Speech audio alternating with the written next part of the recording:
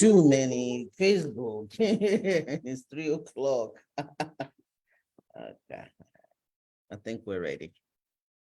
And you could share. Did we even know how the audio is?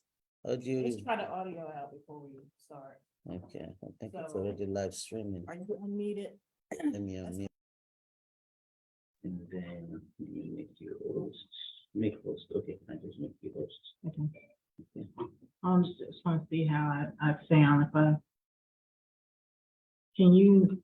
can we tell if someone can hear me? Can you hear me? I have to be on mute while you're talking. Okay. Do Do you have what am I talking about? Do you have the Facebook up?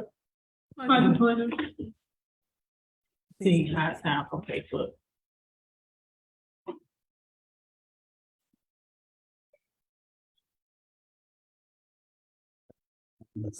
You have to mute. I'm gonna have to mute. And my computer is muted too, but I think if my mic is not, should be able to hear me. I think. Can you hear it?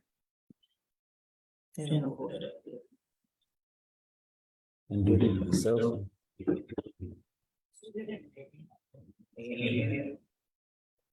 Can you hear me?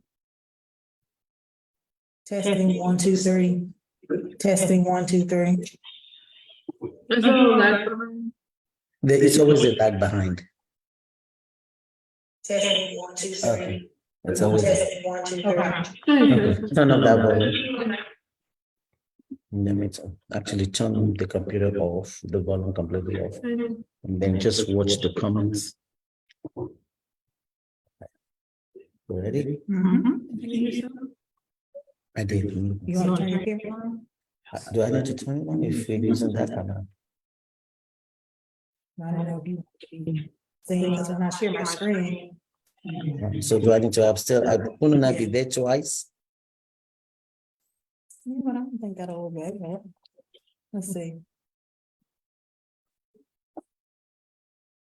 Because I'm about to share my screen, so. I don't even see. Okay, there we go. You're on Okay, Facebook. okay. There you go. You got all kind of stuff here today. All kind of stuff today. All kind of stuff today. So that's So like, I'll mute so you can.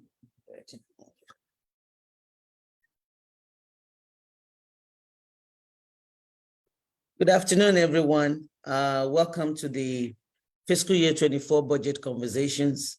It's 2024. This is the fourth year of doing this, and I still have internet challenges. And so I think I'm going to keep my day job and not try to be an IT tech.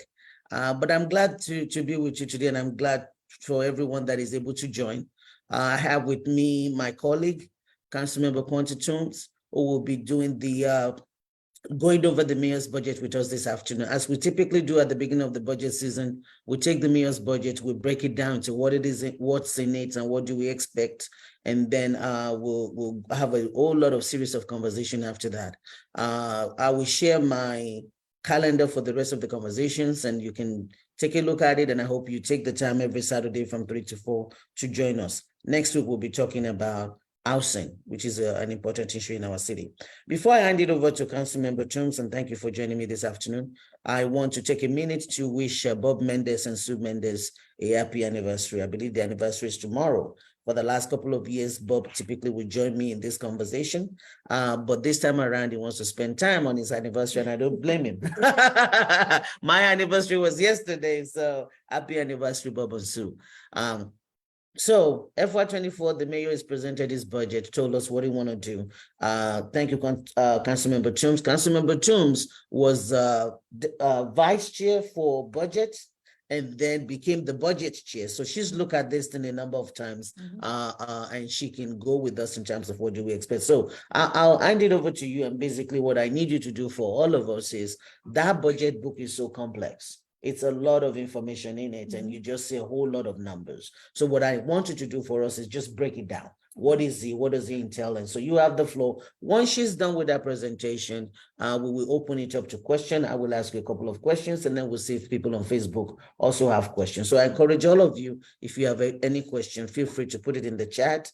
You can also text it to 615-585-2558. But the Facebook is usually the preferred method. So Councilmember Toombs, I'll hand it over to you. Let me get set up here.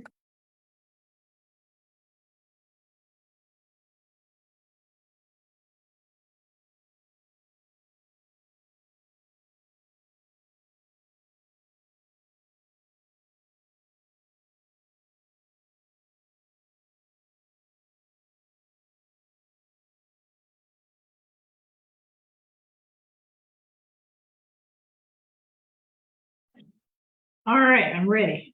I am also technologically challenged. Makes the two of us. Okay, so I will do an overview, as Councilwoman Suara said, of the fiscal year 24 Metro budget. As you know, the mayor released his proposed budget on May 1st as required by the charter. And so now the budget is in the hands of the council, and we have until June 30th to approve either the mayor's budget or some substitute budget. If we do not, the mayor's budget automatically becomes the city's budget on July 1. All right, so what I'm going to be going over is our revenue growth over the years. Where do we get our money? Fiscal year 24 revenue estimate, proposed ways to spend our money as in the mayor's budget, Metro's debt, as well as our fund balance. Some interesting news this fiscal year, we actually have a surplus, and I'm going to talk about that and what that means, as well as the budget schedule, which is very busy this year, and some other resources that will help you in understanding the budget and Metro's finances overall. So revenue growth. If you look at the past several fiscal years during this term, you'll see that our revenue has steadily grown over the years. So in fiscal year 21, you're looking at a little bit over $2 billion with a fund balance of $88 million. Which at that time was 4.3% of total revenue.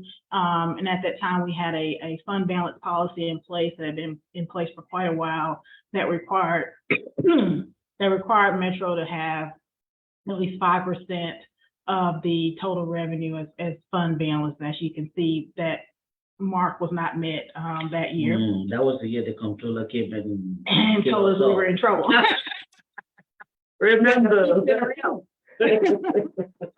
Yeah, that was interesting being in office all of 2 months. A couple of months. And getting a visit from the state comptroller that we needed to get ourselves together. And so you see the budget is increasing fiscal year 22, even though we're experiencing COVID-19. We did see some more than expected revenue growth because the consumer behavior just changed during COVID-19. Folks, of course, weren't going out to restaurants or anything like that, but there was a lot of online shopping, a lot of home improvement. Basically the spending habits just kind of shifted. And so folks did not stop spending. Right. They just basically changed how they spent money, yes. And then also lots of federal funding. Lots of federal funding. We received quite a bit of money from the federal government for COVID-19 relief. Fiscal year 23, $2.5 billion with a very healthy fund balance, and we'll talk about what that means a little bit later on, because right now we're at about 24.4% fund balance. And so looking at our revenue projection for this fiscal year 2024, and let me say Metro's fiscal year runs from July 1 to June 30th. And so we're looking at what we're going to spend from July 1 of this year, 2023, through June 30th of next year, 2024. And so the revenue projection for fiscal year 2024 is $3,218,202,300, which is absolutely a lot of money. That is absolutely a lot of money. And where do we get this money from? So as you'll see on this slide, property taxes is the primary revenue source for Metro. State law only gives us certain options to generate revenue for the city. Property taxes is one of those. We have the local option sales tax. As you know, for Metro, our portion of the sales tax is 2.25%. The state gets 7%. If you've been watching the news lately, you know that Nashville is a major revenue generator for the state. I think we're about a third of the state's economy. So we are very good to the rest of the state. We have other government agencies, like we get grants and things, and so that's about 11 or 15%, and then all other revenue, that's fees and fines, and like license fees, registration fees, so that's 11% of our revenue. And so you'll see what those different buckets are on this slide. The property taxes is about $1.7 billion. Local option sales tax is $700 million. Other government agencies are $470 million, and all other revenue $362. And that's how you get to that $3,218 million number.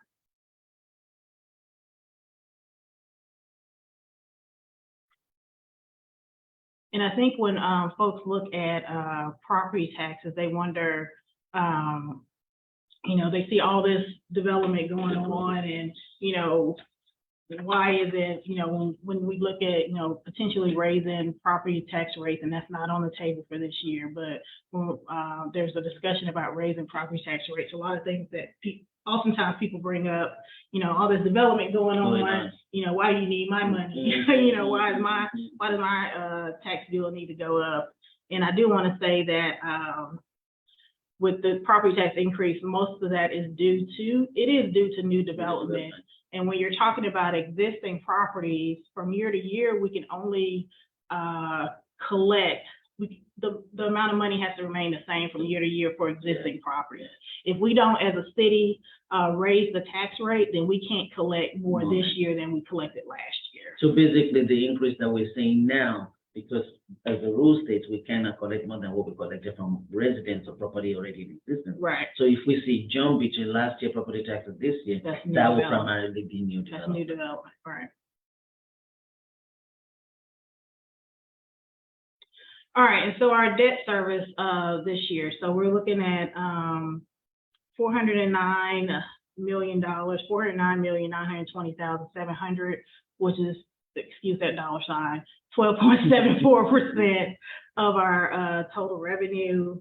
The education budget, which is 37.46% of our total general fund, is roughly $1.2 billion. And then the rest of the operating fund is $1.6 billion, which is about half of the remaining funds that we receive as a city. Is how that money gets divided up. And Metro's largest expense is education. I know there's always a lot of debate about, you know, how do we fund education? Should we fund it more? There's always needs every year for our school system. And for the past few years, we have fully funded MNPS's budget request. So their budget request is obviously going to be what we gave them last year, which according to state law, we have to give them at a minimum exactly what we gave last year. That's for continuity of services. But there is an increment that MNPS needs every year to adjust for inflation. Yes.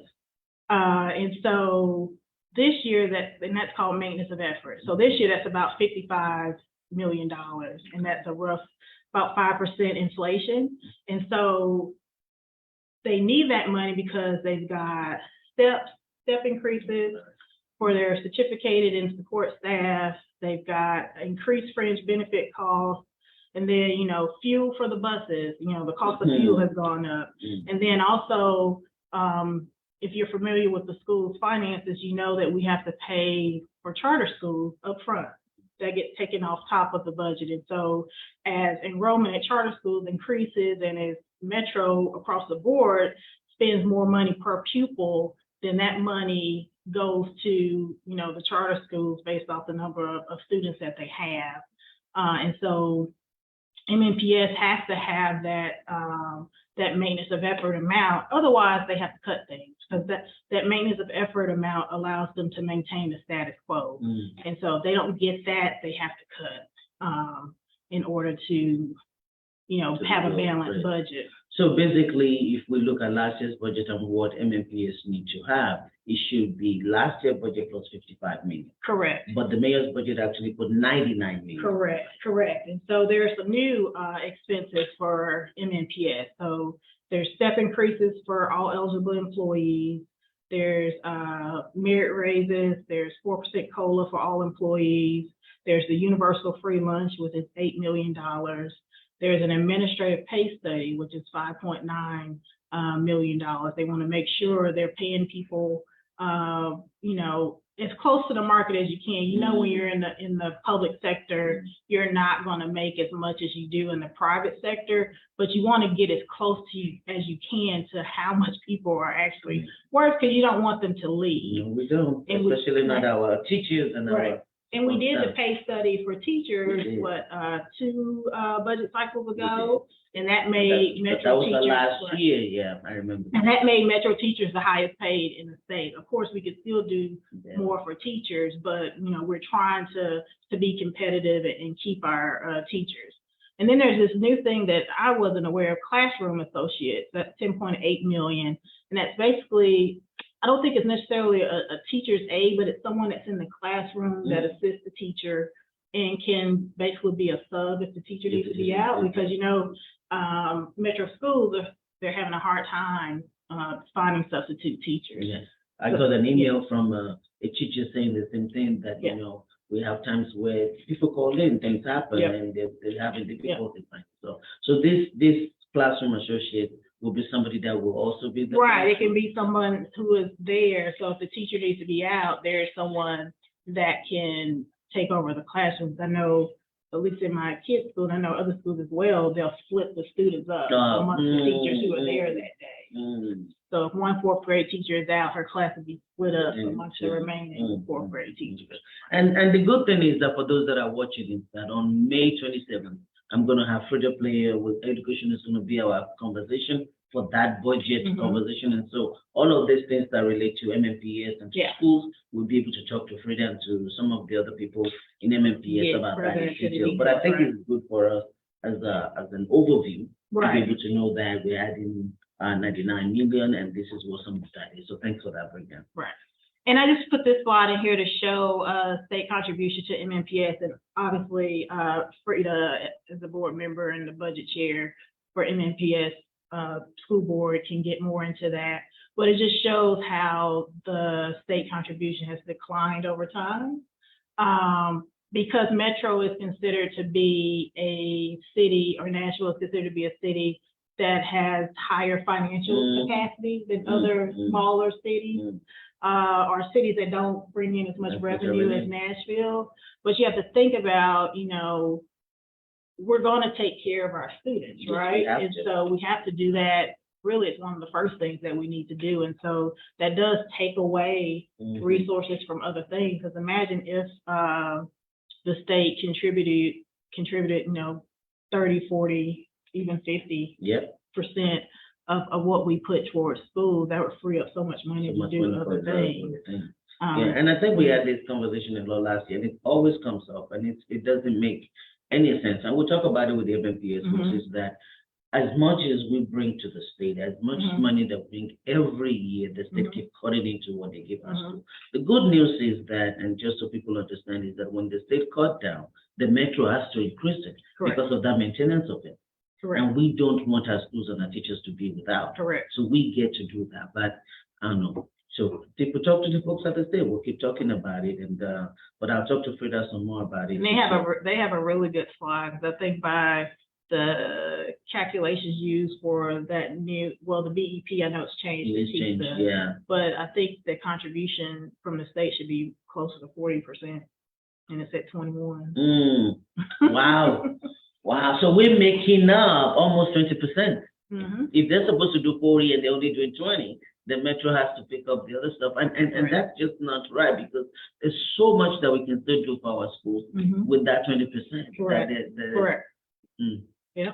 Well, I don't want us to, if if we, as parents, Right. with kids in That's school, always that's a our big thing. yeah. And so if you and I keep talking about how mad we are about, we're not going to talk about anything else. So we just leave it at, that's unfortunately, that's the reality of where we are with the state. And that's the thing that we have to deal with. We'll talk more with the Metro school board people next week. It's just, I don't know. But we'll keep doing what we need to. Yeah. All right, so going over some budget highlights and looking at, some of the allocations that have been made. Obviously, it's a very large budget, so I can't go over every single item. We have 55 departments, and then you have, some initiatives that the city funds. But, housing is always a big issue. And I believe historically we've given maybe like 12 million or so to the Barnes Fund. Yes. And so this budget proposes 23.25 million to the Barnes Fund. 23.25. Mm-hmm. I thought the recommendation of the task force is 30 million. So it did not get it to that 30 million? So when we get to, I believe there's an allocation, proposed allocation out of the surplus. Out of surplus. Okay, Mhm. all right, okay. All right, So that's that's good to how- know. So, but the original budget as proposed is Right. the 23.5. Okay. And this is where people are probably going to pay the most attention to, because this is reoccurring money. So the Yes, surplus yes. is one time. It's one time. It's Yeah. one time. Mhm.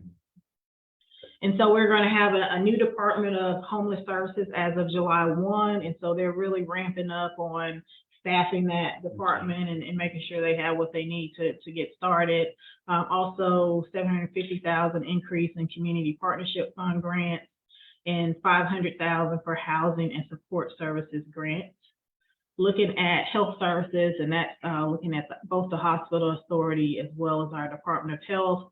So 57.82 million for the hospital authority, which includes the subsidy for Nashville General Hospital. Expansion of the Partners in Care to 2 more police precincts, so there'll be 7 precincts that have the Partners in Care program. You'll see it referenced as a pilot, but it's been going on longer than so that's a misnomer. This is just increasing it to, I remember last year during budget conversation, we actually talked about that program, and it was working well in different states that we have. So I'm glad that we're expanding it, because the whole idea is that our police department should not be canceled, and we should be treating mental health differently. So, and it was working very well the way we were doing it. The last data I saw, I believe only like 3% of the calls resulted in So I'm glad that we finally got it, but I'm glad that we expanded it, and I know you have another program. Because there's another program that's similar. It's called REACH, and so it's Responders Engaged and Committed to Help program. So this is another program that is aimed at helping people who are experiencing some type of mental health crisis. And if I'm correct, this is the one that does not include law police enforcement. assistance. Yes. I remember when we were talking about the first one, and one of the things that NOAA was one of the organizations that was fighting for this is that when you're in a crisis situation, for mental health situation, sometimes in some cases, just seeing the police officers escalate it because somebody feels threatened and they think, okay, you're coming to arrest me. So that's why this REACH program is very important, because while you're doing the other one with the police officer, there might be other times when you need to do that. But I'm glad that the REACH is the one that I think is very good, and we're going to expand on that. Actually, it's just the doctors. It's just the mental health people. There's no law enforcement. Correct. And then also there's money being invested in interpretation services, and you'll see that amongst multiple departments, because there's always a need to make sure we're reaching as many of our residents as we can, and using their native language in order to communicate, to remove those barriers to access. Additional security services. NDOT, that is one of our newest departments. I believe they're barely over a year old, but expansion of the litter program. I don't know about you, but people throwing trash on the ground is one of my pet peeves. I will honk my horn at you if you litter. But that's expanding by adding more employees to try to, pick up the litter more often. Not encouraging people to put it down there, but, just having employees out there to get it up. Street sweeping, same thing. Streetscaping maintenance, right-of-way striping. I'm sure y'all see the fading white line, so just making sure the striping is there. Also transportation planning. Then looking at our Metro employees, $55 million to fund the pay plan as proposed. It includes a 3% merit increase, a 4% COLA, step increases. And with those increases, it should bring across the board the minimum pay for Metro employees to $18 an hour. Looking at some other highlights for Metro Fire Department, 41 new firefighters, 49 new EMS positions, and additional medic units. If you don't know, our Nashville Fire Department, those are also our paramedics. And they're, first responders. They're oftentimes the first ones on the scene, and they are able to provide, obviously, medical care. A behavioral health specialist, that is actually for the staff. Because, they're going into very traumatic situations as well. And so this behavioral health specialist is going to help them. And that helps people to not get, burnt out and to leave. And so will this behavioral person, that's different from the reach that we talk about. Right, that's different. That is an internal person for fire. Yeah. Moving over to police, adding additional officers to fully staff the 9th precinct, which I believe is scheduled to open in 2024. That's the yes, it is. The school security initiative, that's having an armed school resource officer in every school. That is a controversial topic. Yeah, it is controversial. Yeah. I'm not a big fan of having having SROs in the schools. Yeah. We've had this conversation many times, and so this is something that I'm still going to want to talk to MMPS about, because instead of giving more money to harm teachers and harm SROs and all of that, there's a whole lot of things we should be doing instead as a state to address gun violence. So but I don't want us to spend our time on it, because it is an item that I really do want to talk to MMPS about in terms of why is this where we're going? Shouldn't we be looking at some other things to safeguard our kids in this? And we've had conversations regarding school resource officers before, so that's not a new topic at all. Creation of a full-time entertainment district unit, trying to keep downtown safe, and then also increasing the number of sworn officers by 50. You have the Office of Family Safety, adding a long-term case management, more investment for a director for public outreach, so that more people know that it exists, that we have this Office of Family Safety center for victims of domestic violence where they can go and get help. Codes, additional property standards inspectors, dedicated staff for noise complaints. We get a lot of noise complaints, but we just don't have the staff to do anything about it. So this is adding staff for that. Parks are vital. Even during, COVID-19, that's how people had an outlet. They used our parks, and so it really ramped up the use of parks. And so there's always a need to increase staffing to maintain. I believe Parks maintains over 6,000 acres of land. So it's not a small job. And so you have the opening of Mill Ridge and Ravenwood, Old Hickory expansion, full funding of all Parks community centers, so that all the community centers can be open on Saturdays, which that is a big deal, so that our kids. I remember that it was one of the budget adjustments that we did, because during COVID, the community center was closing, and it's like, what are we doing here?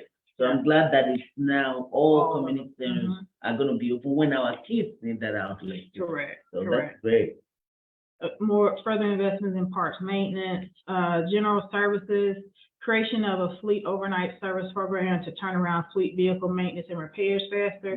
This is very important because we have some aging fleet that are in constant need of repair. And I know there was a route in my district that didn't get picked up for 2 weeks because the truck was in a shop. And so hopefully this will cut down on that, and we can turn around those repairs faster. Libraries, opening of the Donaldson branch in spring 24. NASA transportation cost increase, so it's helping kids get to the programs, equal access program expansion, Votes for Women program, additional children's librarian, Metro Council, funding to provide Curtis translation by closed caption for Metropolitan Council meetings. Awesome. Yes, that's amazing. That is. I mean, yeah, for I'm sure everybody knows this, but we got the largest numbers of the Kurdish community in outside of Kurdistan, and so I think we have a lot of constituents that can benefit from that, and I'm glad that service has been added. In human resources, $1 million comprehensive compensation study for Metro employees. Again, just wanting to make sure that we're compensating our employees fairly. And so just, comparing across the board, making sure that, folks are making what they deserve. So just looking at, generally how Metro funds its, how Metro spends its money. Our largest expense across all departments is employees. Almost 57% of the money that we spend in our budget, operating budget, is for salaries and benefits for employees. So this is another looking at Metro's debt service. Minimize your picture so I can see. That'd be good. I hear you. So total debt service, again, it's $409,920,700. That's 12.74% of total revenue, projected revenue. We do have a debt policy that caps the amount that we can borrow at 17% of total revenue. Of course, we can't borrow money to pay for recurrent expenses. So that debt that you're looking at is really reflective of one-time capital expenditures. And so in staying with the cap, you'll see that, it's not that, oh, we can go up to 17%, let's do that. We have to make sure that the revenue is there to support what we need to do on a daily basis as far as our operating expenses. And also the charter requires that debt be paid first. So you don't want to have too much debt because that's what comes off the top. And so you want to have enough left to do what you need to do on a daily basis. And an interesting thing that I came across when I was looking at the budget and reading through the budget book is that, we do our capital spending plans where we allocate, certain amount of, we approve the issuance of a certain amount of debt to pay for different infrastructure improvements. So the last ones have been pretty big, like 450 and close to 500, but we don't immediately go out and borrow the money. That is true. It's really, our finance director leads that because we have to have the finance director to sign off on borrowing money. Because right now we have $1.6 billion in unissued bonds that the council has authorized. But we have not money because you have to make sure that we can still take care of the things that we need to on a daily basis. So we don't just go out and borrow money because we just because we approved it. Right. That's good. And so this is just looking at debt service trends over time. In fiscal year 23, we did basically refinance some debt, and it ended up, because the interest rate had dropped, and so it ended up saving us about $70 million. So to quote our finance director, there is no material increase in our debt service, so we are doing well in that department. You looking for something? Oh, yeah. And so moving on to fund balance. And so our fund balance is we want to have 2 months of operating, 2 months of money to cover 2 months of operating expenses. And so we created a new fund balance recently and codified it in the code where we would hit this mark for each fiscal year. And so if we are over that, meaning that we have a surplus, then we also created a policy as part of that fund balance policy dictating how we would spend that money. So if you're looking at the chart, and thank you, Finance Director, for this lovely chart. So you're looking at our total projected balance is $602,467,400, but the policy only requires that we have $476,756,700. So that leaves a surplus of $125,710,700. And that's our operating fund balance. We also have a debt service fund balance, and you see the projected balance of that is $219 million, and we're only required to have 206, which leaves a surplus of about $12.6 million. But for that one, the allowable application of surplus is Right. So we can't use it for anything other than paying for the debt. Which is not a bad thing. It's not a bad, it's not, and of the 125 here, 65 million is MMPS, if I'm looking at that correctly. Is that correct? Correct. And so 65 for MMPS and about 60 for Correct. Metro. Correct. Correct. That's And so the mayor has proposed some uses for that money. And I will say that part of the fund balance is that we're supposed to be looking through an equity lens and determining how to spend the money. You know, because I know for me and you and most of the folks on, well, I'll say all the folks on council, that we want to make sure that we're being equitable in how we distribute resources. And so looking at that, these are the proposed allocations for that $125 million surplus. So you got Barnes Fund, affordable housing, $6.75 million, capital grants for cultural support, $2 million, large vehicle fleet, almost $5 million, Nashville General Hospital capital need, $7.3 million, the Murfreesboro Pike BRT planning is $15 million, Vision Zero, $12 million, traffic calming, $4 million, sidewalk, $7.5 million. And then you have some capital needs of MMPS. So the MMPS fund balance would have to be spent on MMPS. Right. You right. cannot say that, let's take that 65 to something else with it. So that would be spent on one-time expenses. Right, right. So I'm not going to focus on the MMPS part until I talk to the MMPS people. But for the ones that is the operating funds, which is the 60 million that Metro has, and the mayor is proposing this allocation, we're not married to this. No, we as a council can decide that this is not how we want it spent. And we can would rather change do all the something numbers. else. Yep. Okay. Yep. All right. And we have a very robust calendar. Quite a few opportunities to do that.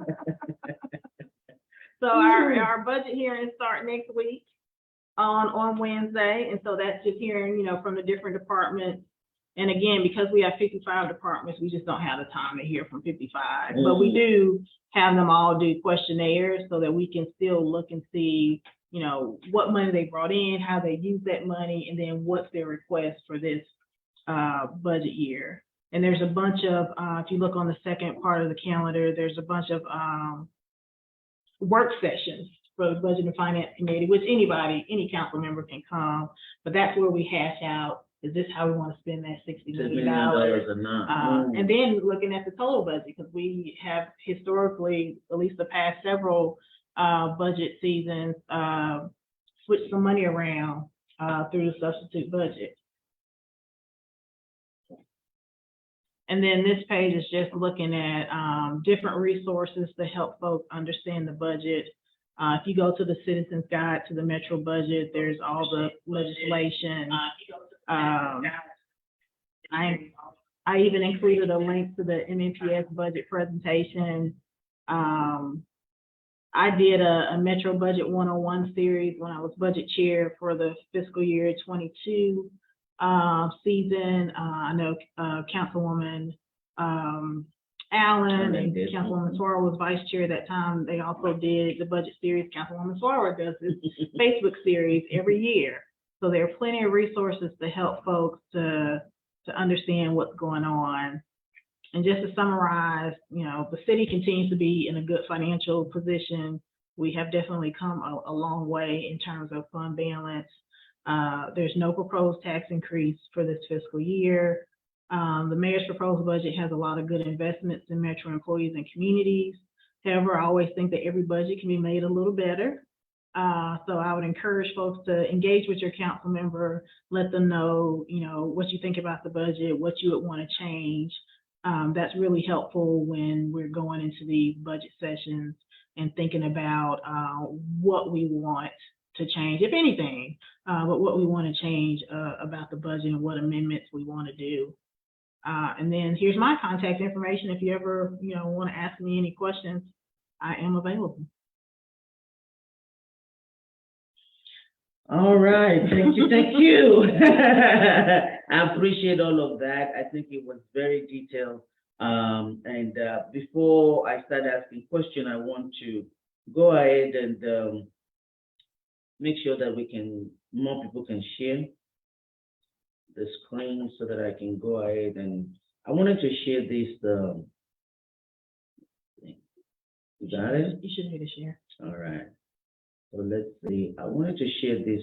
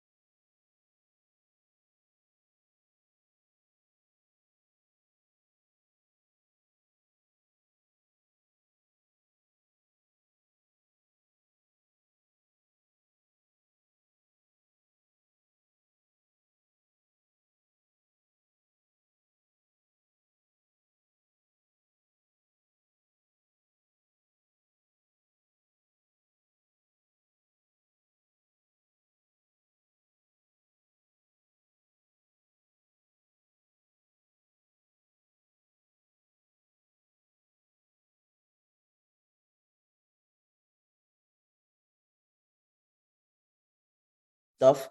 So I hope you all can hear me. I put a code on Facebook. If you will go to www.menti.com and you can put in the code in there, I'm asking that the city now has 60 million in surplus balance. What would you like that to go to? How would you want that spent? And we would like your comment and your thoughts. Just put it there. Housing. Remember that education has its own 65 million. So don't put education in this one because we're going to look at that 65 million just for the schools. But the city, the one that is just a city piece, if you can put what would you like that to go to, I will appreciate that. And then we can take that as we have in this conversation, as we're talking about what would we like to do. The mayor has proposed what he's thinking.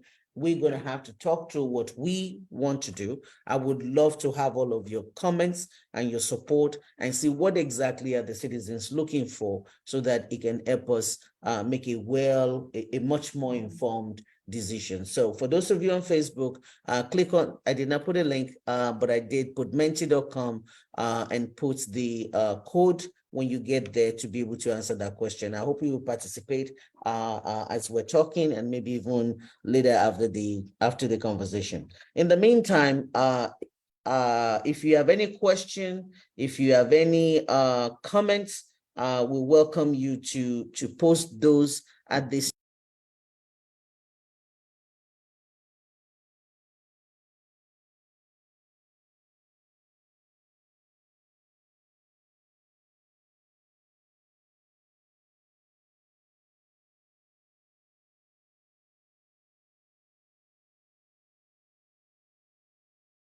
This has been an issue in our city, and there's a lot of concern about that. So how do you see this shaping up as you're looking at all of this? So currently there is a homeless impact division under the social services department. And so in making it a standalone department, obviously that gives it priority. So you have people working on it all the time, exactly. Not just volunteers after hours. Right. It's a department. Right, and then you add the resources needed to make it an effective department. I think that allows them to focus more on homelessness, whereas social services is more general, rental assistance, social services helps connect people to different services. They don't actually provide services.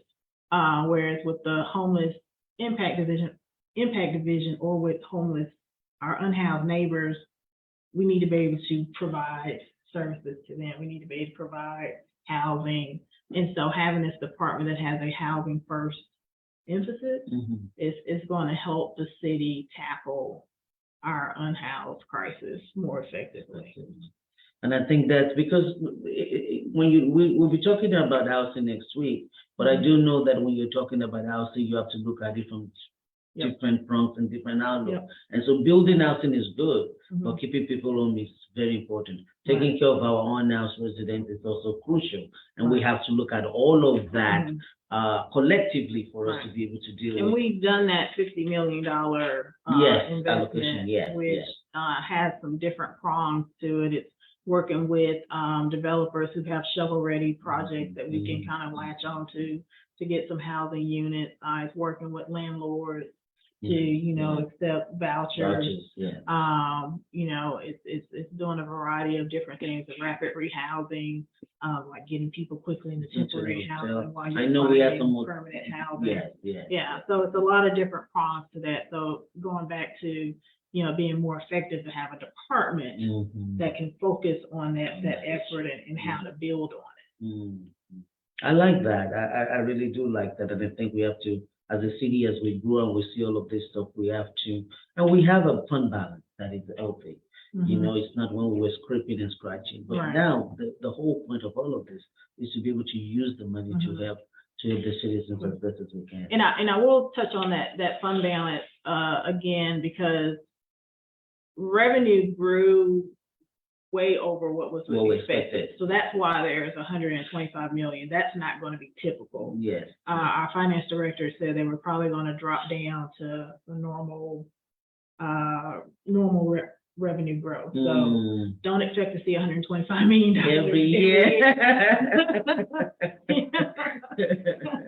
It may be nowhere close to that. But we are in a position where, the city has done well, and so we can do some things with what we have. All right. Thank you. So now I wanted to talk about I know what we're discussing, and I'm putting you on the spot here because I did tell you what I'm asking you, but you've done this a million times, so I know you can handle it. So what we're discussing is the operating budget. I know we're going to have the capital budget in front of us as well next Tuesday. Do you have anything to add on that, or anything new in that? Have you? So you have the capital improvements budget, which we have to pass by June 15th, I believe. Yes. And the capital improvements budget is basically a wish list. This is all the things we would like to see, all the capital improvements that we would like to see happen in the city. It's billions and billions of dollars worth of projects. But items have to be in the capital improvements budget before it can be put into the capital spending plan and money appropriated for it. I think what we're going to see is more investment, as we've seen in sidewalks, paving, things like that are more geared towards neighborhoods. So that's what people want to see. We've invested so much in downtown for so long. Yes. Folks want to see things in their neighborhood, outside of downtown. Yes. So that's been the focus of the previous, maybe the last 2 or 3, maybe 4 capital spending plans, putting more investment in neighborhoods. And so I would expect any other capital spending plan for this fiscal year to be the same. One thing that I noticed also in part of what we are spending, I see an $18 an hour minimum wage. So across Metro, the minimum wage now will be $18 an hour. My understanding is that with the raises, that's what it's going to bring in everybody too. Right. Okay. And so once they do, I get it. So once they did all that adjustment and everything, everybody has to be whole. Now, some people will obviously make more than that $18, but at a minimum, Metro Everyone is going should to be be at 18. 18. Right. I think that's in a state where we're still at 725. I'm glad that Metro continues to prioritize our employees, because all this growth and all the stuff you're seeing in Nashville, we owe it to the people that are working daily to build this city. Right. And don't stagnate the cost of living, and so making sure that we're paying a livable wage at least will be something that I'm glad that at least we're focusing on, and we will continue to focus on. I will have a conversation somewhere down the road. I think I can't remember all the dates, maybe June 10th, with union members and some of our organization in the county to be able to see, because sometimes, I'll be honest with you, sometimes the mayor comes up with a proposal for salary increase, and the mayor is looking at it, but the union comes back and says that number is not what it's not enough, right? So we want to make sure that we're getting the input from union organization and community organizations that are working with the people to be able to see if our numbers actually, is what it needs to be. Now, this will be recurring at one time, but I think I'm interested in that conversation. And if we finally make it to where the union is happy and everybody's happy, the employees think we're getting what we need to get, I think that would be incredible. Thank you. I'm trying to see if there's any question on Facebook. Sometimes I talk a lot and I miss it. So, are there any question on Facebook? My able assistant who is looking at me. Any question on Facebook? No question on Facebook. Okay, it's still showing that there's only one comment, but I know that I've typed in a whole lot of stuff in there. So, let's see. All righty. Well, I do not see any more question on Facebook. I'm going to keep looking to see. I'm trying to look at some of these other highlights, because that's usually where I want to, or maybe let's take a look at this, at the surplus allocations that you have again. You want me to, I want to break it down, because I think what I like about it, let me stop sharing my screen.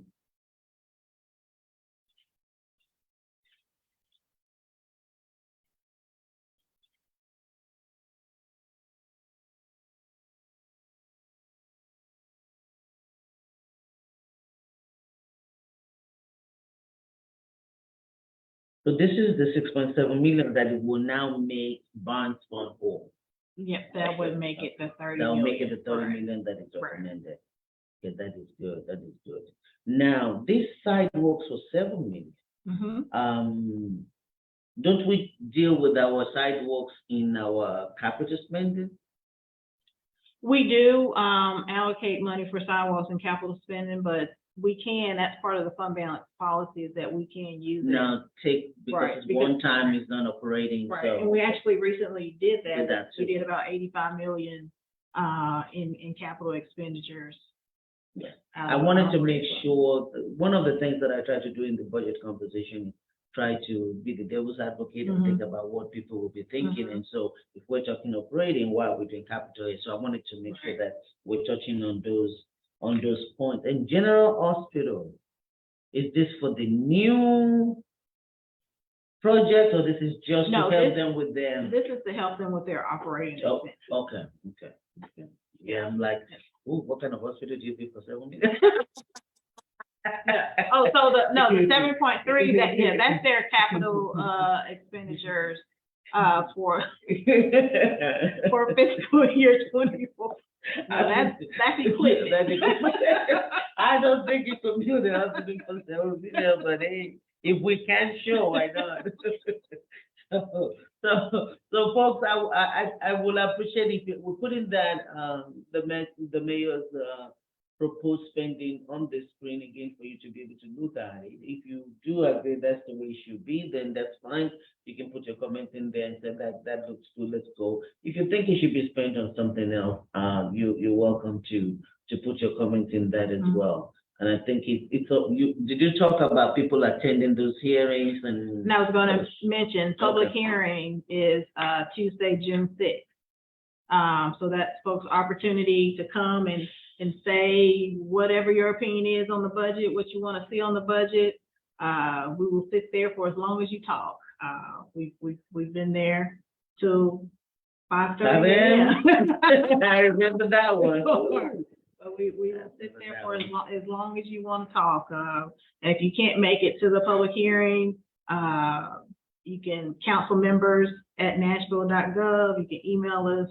Again, you can reach out to your council member, or reach out to a council member that you know. There are multiple ways to get your opinion heard. Thank you. And I will say for me is that one of the frustrations that I've had over the years is that, and we talked about that last year, the first budget talk, is that our budgeting circle is mayor focus, right? It's the mayor that determines where most of the spending goes. Right. And when it comes to our substitute and our input, we're very limited in what we can do. And over the years, at least in my term, we've only been able to do a couple of million, and not a whole lot. And so I'm excited about this 60 million because I think it's actually the first time we have like a big chunk Right. to play with. That is the fund balance that is not, you know, we do reallocate and do take from department and all of that. But this is a big chunk, and I hope that in making this decision, I really would like the people's input in terms of what do they think mission critical at this point that they want us to put that 60 million in. So again, please let us know. You can put it in the Facebook comment. I'm going to continue to put stuff in there even after this conversation. Share with others. Let us know your thoughts. Let us know what you're thinking. Like Councilmember Toombs says, the calendar is there because we have hearing with the department. Make sure you watch it. Make sure you come to the public hearing. Tell us exactly what you're thinking. We're very, very, very interested in that. I know for a fact that one of the reasons why I do these budget hearings is that it's my way of getting the people's feedback. And over the years, this budget conversation have actually helped me as I put together my wish list, right? And so I remember last year, COB Director Zulfat was here, and we were talking about COB need additional employees. We went back and put some wish list there. We actually put some amendment there. I remember another year we were talking to the school, and they were talking about advocacy center. Maybe budget chair that year, where they only have advocacy center in some schools and not all the schools. They were like, why can't we put it in all the schools? So these budget conversations have helped me and helped my colleagues to be able to say, this is what the people are talking about. This is what we want funded. Some of them may not be blowout stuff, but we've been able to add something to be able to serve you all a whole lot better. This year will be no exception. I know people say a lot when there's property tax increases. I know people say a lot when there's a big issue, but all of these are issues that impact all of us, and every single one of them matters. So I hope you will put in your voice and let us know what you're thinking. And the wish list that Councilwoman Suara is talking about is that each council member gets to submit a budget wish list of things they would like to see in the budget. And the purpose of those is for the budget chair to take that and incorporate that into a substitute budget. And so after the budget hearings, that spurs council members to ask for certain things. After the public hearing, that spurs council members to ask for certain things. And so we have the opportunity to amend our wish list to give the budget chair the chance to incorporate as much as possible, which gives a higher chance of the substitute budget passing and being the budget for the city. And then you did a wonderful job. And I think we've been fortunate to have great budget chairs. I think you all have worked very hard over the years, and all of you have been very responsible to the rest of us in making sure that whatever is in that wish list, which we'll bring it from people, is included in that substitute. And I think that's how we do it. And so, but we wouldn't know what to put in the wish list. We'll just be trying to figure it out. So we need the community to help us to be able to say, this is a much needed thing in our community. This is something that you may not be aware of. This is something we would like to see in the budget. So let us know what those are, and then we will be able to make a wish list and put it in there. As we're rounding up, again, I don't see any question. If you think of one, please be sure to text it. Be sure to send it to us. We'll be sure to make sure that we address that. As we're wrapping up, and we only have a few minutes left, I wanted to stress the fact that there is no property tax increase. So the rate is going to stay. It is the same. It's exactly the same. All right, so we have the same tax rate that we have last year. Correct. Nothing is changing. And because there's not what is that thing called? There's not a reappraisal. Then what you pay last year is what you're going to pay. Correct. Friday. We wanted to make sure that we stress that. That's very important, so that at least people know where things are. Well, again, thank you all so much for joining us. Next week we'll be talking about housing. There's a lot of things to talk about housing. I'm glad we were able to, even in our conversation, talk about the Department of Homelessness that is being created. I think that's a very big part of it, and I'm glad we were able to touch on that. If you have any question on that, you can still send it. We'll be able to address that. But what I wanted to use next week to talk about mostly is the bonds fund. And I also want to make sure that one of the bills that I passed this year was a 20% allocation to minority business. This is a resource that is there that people that do not know about, that are not tapping into.